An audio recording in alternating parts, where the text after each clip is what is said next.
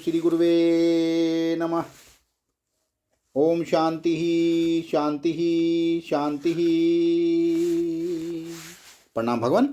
भगवान, अभी हमारा सत्संग मुंडक सुधा मुंडक उपनिषद प्रवचन श्री स्वामी अखंडानंद सरस्वती जी महाराज द्वारा विरचित और प्रवचन नंबर 18 से मंत्र नंबर 8 से 10 तक सब परमात्मा से सब परमात्मा एपिसोड नंबर 4 लेते हैं। भगवान स्वामी जी बताते हैं, तो अब बताया कि ये जो सात बड़े अद्भुत हैं। हम जब अपने को परिच्छिन्न मैं यह ख्याली है। नारायण, आपको यह ध्यान रहे कि जीव नाम की वस्तु न कभी थी, न है और न होगी। यह सपने में जैसे सेठ जी होते हैं और सपने में पंडित जी होते हैं और सपने में राजा साहब होते हैं, तो वे जीव नहीं होते हैं, जीवाभास होते हैं। इसी प्रकार यह सृष्टि के भिन्न भिन्न शरीर में न कोई जीव कभी था, न है, न होगा। यह अज है, अर्थात पैदा नहीं हुआ। अज है माने पैदा हुआ ही नहीं कभी। अज का अर्थ यह होता है न जायते इति, यह कभी पैदा हुआ ही नहीं। तो जब हम ख्याली पुलाव बना लेते हैं कि हम जीव हैं, हम दिल में अटके हुए हैं, हम नन्हे मुन्ने हैं, और नन्हे मुन्ने हो करके दुनिया की जब फोटो लेने लगते हैं, तब मालूम पड़ता है काल बड़ा लंबा, देश बड़ा लंबा, वस्तुएं बड़ी लंबी चौड़ी। और जब हम अपने ख्याली अहंग मंडल को, यह जो ख्याली जीव है बिल्कुल ख्याली है, बिना किसी प्रमाण के माना हुआ है, न प्रत्यक्ष है, न अनुमान है, न उपमान है, न शब्द है, न अर्थ है, न अर्थापत्ति है, न अनुपलब्धि है। किसी भी प्रमाण के बिना यह मान लिया गया कि मैं छोटा परिच्छिन्न हूँ, कर्ता भोक्ता संसारी जीव। किसी ने भी जीव को देखकर जीव का अस्तित्व नहीं माना है, बिना देखे माना है। तो जब ख्याली जीव के द्वारा अपने को छोटा मान करके हम सृष्टि को नापते हैं, तब यह बहुत बड़ी लगती है। और जब अपने को ख्याली बड़ा बना दो, यह केवल यह बताने के लिए कि तुम्हारी स्थिति ख्याली है, यह हम दूसरा ख्याल दे रहे हैं, तुम्हारा यह जीवपना ख्याली हो गया, तो एक बार ख्याली ब्रह्म अपना लो, एक बार ख्याली ब्रह्म अपना लो। अपने को कहो कि मैं जीव मंडल नहीं, मैं हन मंडल में बैठा हूं। मैं हन मंडल में बैठा जीव नहीं, मैं चिदाकाश हूं।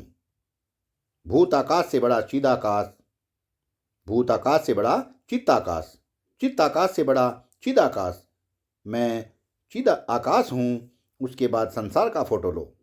उसके बाद न तो कोई चीज आवेगी फोटो में, और न कोई समय आवेगा, और न स्थान आवेगा। ये सब के सब लुप्त हो जाएंगे। तो जैसे तुमने अपने को ख्याली रूप में बिना सोचे समझे देखे, बिना विवेक के, बिना विचार के, बिना शास्त्र प्रमाण के अपने को जैसे तुमने परिच्छिन्न अल्प जीव मान रखा है, वैसे वैसे शास्त्र प्रमाण को स्वीकार करके एक बार ख्याल करो कि मैं ब्रह्म हूँ। वाह भगवान वाह। तो यह दुनिया कितनी बड़ी, और इसकी उम्र कितनी बड़ी, और इसकी लंबाई चौड़ाई कितनी बड़ी, सब क्षण मात्र में स्वाहा हो जाए। वाह भगवान वाह। यह ख्याली जीवपने को छोड़ने की जरूरत है, यह बिल्कुल ख्याली है। तो गुहास्या निहिता सप्त सप्त, इसी से बताते हैं, अतः समुद्रः गिर्यश्च सर्वे अस्माद् अस्य यन्दन्ते सिन्धवः सर्वरूपा अतचक्ष सर्वा ओषधयो रसचक्ष ये नेश भूतष्ठितटे यांतरात्मा। इसी से यह समुद्रा सम्यग् उद्रिच्यते इति, जिसमें खूब जुमार आवे उसका नाम समुद्र। सम माने सम्यक, उद्रिच्यते जिसमें ज्वार आवे उनका नाम समुद्र। खूब तरंगयमान होवे, और मुद्रया सहित समुद्र, जिसमें दो मुद्रा होवें, कभी शांत हो जाए और कभी तूफान आ जाए, उसको समुद्र बोलते हैं। मुद्राभ्यान शांत विक्षिप्त मुद्राभ्यान सहित समुद्र। और मुद्रा माने लक्ष्मी। जो लोग व्यापार करने के लिए इसमें जाते हैं उनको भज कलंदरम पैसा खूब मिलता है, इसलिए भी इसको समुद्र बोलते हैं। पहले भी बड़ा बड़ा व्यापार था, वेदों में उसका वर्णन आया है। तो इसी परमात्मा से ये समुद्र हुए और गिरिय ये पहाड़, हिमालय, विंध्य, पारिजात, मलय, सह्याद्री सब के सब हुए। और ये जितनी स्वरूप की जो नदियां हैं ये सब जिससे निकलती है, गंगा, यमुना, सरस्वती आदि स्वरूप नदियां। देखो, हम पौराणिक बात सुना देते हैं आपको। यह तो समुद्र के प्रति बड़ा अपमानजनक दृष्टिकोण है कि समुद्र खारा ही होता है। अगर समुद्र खारा ही होता है तो तुमको दूध मुहैया कहाँ से होता है? तुमको दही कहाँ से मिलती है? तुमको शक्कर का रस, शरबत कहाँ से मिलता है? तो इस जो वातावरण में जैसे स्थूल क्षार सागर रहता है, वैसे ही वातावरण में संपूर्ण धातुओं के मूल तत्व विद्यमान रहते हैं। उन्हीं को बोलते हैं मधु समुद्र, दधी समुद्र, धृत समुद्र, दुग्ध समुद्र। यह योग अभ्यासियों को ध्यान के समय इनका प्रत्यक्ष होता है। तो ये सब के सब सातों समुद्र और सातों पर्वत और सातों नदियाँ, मुख्य नदियाँ जिससे प्रकट होती है वह परमात्मा। अतचक्ष सर्वा औषधयो रसचक्ष। औषधियाँ माने यह नहीं समझना चाहिए कि जौ गेहूँ तो औषधि है और संखिया अफीम औषधि नहीं है। ये सब भी औषधियाँ हैं। औषधि दोषान घते गुणानीति। औषधि किसको कहते हैं? जो दोष को काटे और गुणाधान करे।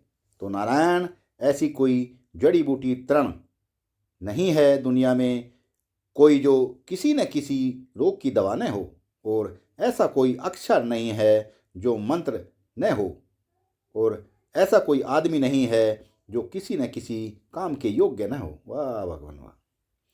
न मंत्रम शरम किंचित न औषधि वनस्पति अयोग्य है पुरुषो नास्ति प्रयोक्ता तत्र दुर्लभ है।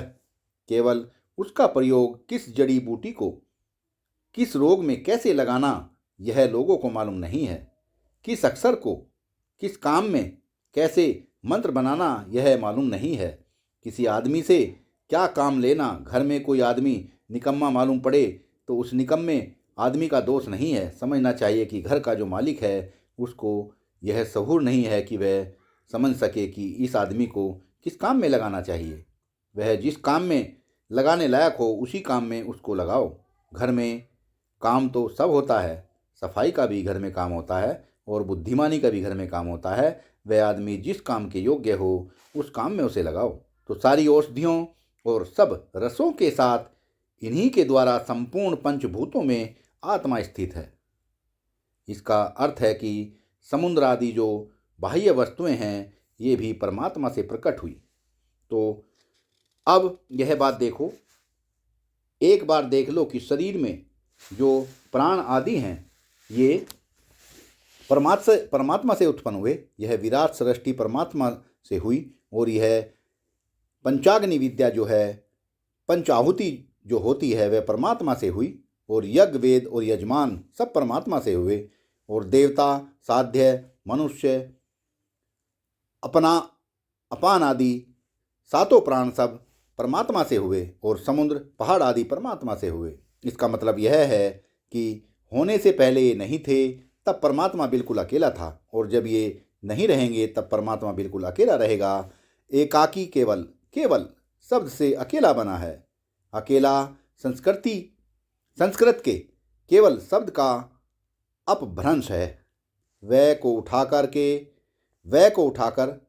के पहले रख दो तो वकेला हो जाएगा, और वै का ए हो गया। यह वर्ण विपर्य से संस्कृत का केवल शब्द हिंदी में अकेला बना। तो परमात्मा केवल था, अकेला था परमात्मा। तो यह अकेला था, यह कल्पना जो हम करते हैं तो कहते हैं कि इस समय जो दिखाई पड़ता है इसका उसमें बीज था। जो बीज की कल्पना कब तक करते हैं? तो बीज की कल्पना कब तक करते हैं कि जब तक हमको यह दिखाई पड़ता है। जब इसका दिखाई पड़ना बंद हो जाएगा, समझो या कट जाएगा इसका अस्तित्व। अंततः में जब कट जाएगा तो बीजत्व की कल्पना भी छूट जाएगी। बीजत्व की कल्पना भी छूट जाएगी। उसमें कोई बीज कुछ नहीं है भला। यह बीज शब्द कैसे है? यह आप समझो कि आपके हृदय में जो बैठा है उसको आपने कहा जीव। तो पेड़ पौधों में जो बैठा है उसको क्या बोला कि उसको उलट दिया। जड़ता की प्रधानता से बीज और चेतनता की प्रधानता से जीव। बीज और जीव, शरीर में जो जीव होता है पेड़ पौधों में वही बीज होता है। यह शब्दों का निर्माण जो संस्कृत भाषा का है वह बड़ा विलक्षण है। इसका गुर होता है। अगर इसको आप पकड़ लो तो सारी व्याख्या योग वृत्ति से रूढ़ी वृत्ति के बिना संस्कृत भाषा में केवल योग वृत्ति से सारी व्याख्या की जा सकती है। उसके लिए निरुक्त का और व्याकरण का ज्ञान होना आवश्यक है। तो इसका नतीजा अब क्या निकला? यह बताया कि जितनी चीज़ें हैं सब परमात्मा से हुई, तो पहले नहीं थी और सब बाद में नहीं रहेंगी। ये तो बीच में भी क्या हैं? तो बोले पुरुष एव दम विश्वम। यह जो विश्व के रूप में मालूम पड़ता है, विविधम श्वेते इति विश्वम श्वेते गच्छति, जो विविध रूप में दिखाई पड़ रहा है उसका नाम विश्व। सत्संग को विराम देते हैं भगवान, आगे का सत्संग कर लेंगे। प्रणाम भगवान।